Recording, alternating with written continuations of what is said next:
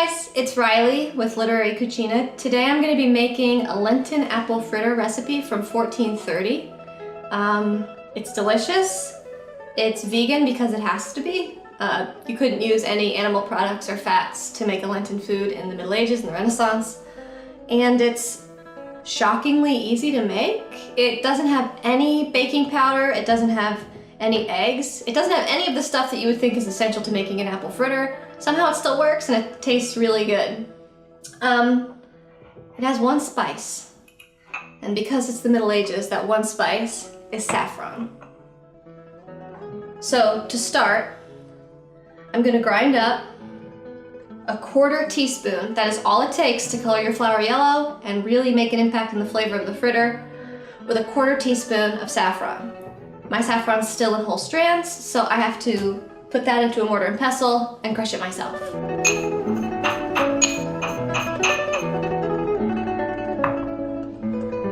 Now that we have our coating ready, we can peel and cut the apple.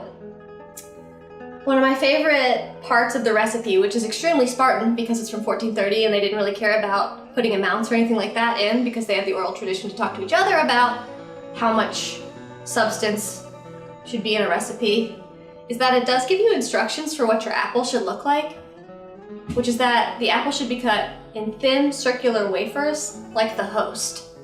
What's that a reference to? The host is the body of Christ served in the Catholic Church during communion. So I know then, just by that reference, that these need to be thin circular wafers. To make the paste that you're going to coat the apple with, take a cup of flour, whisk it together with your 1/4 teaspoon of saffron,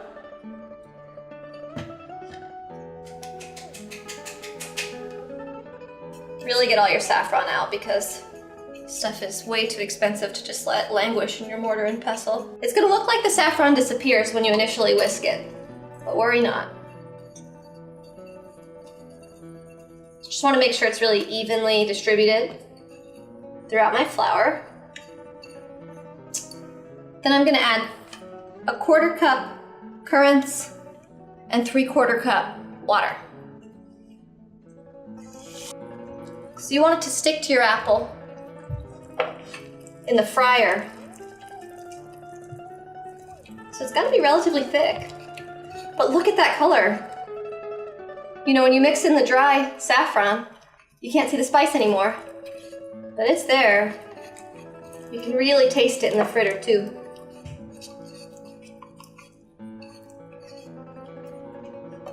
That's a nice even consistency. So I'm gonna add in my little currants.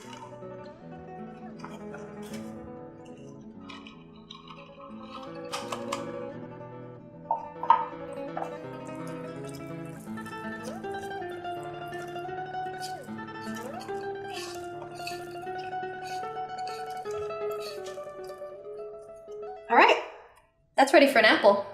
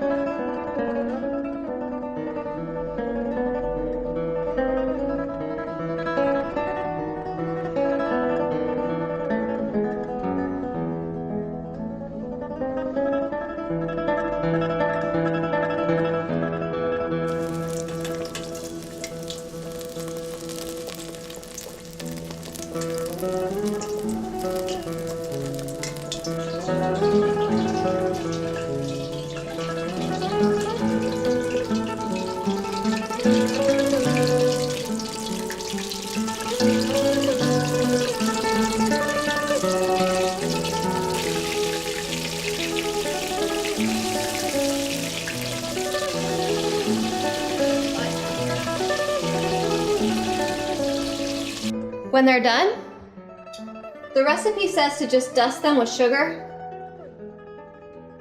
I like putting cinnamon too, and I don't feel bad about it because they use cinnamon in everything.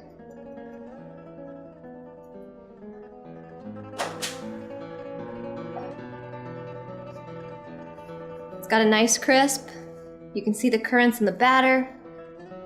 I fried it to a light golden. Cinnamon and sugar on top. Really good.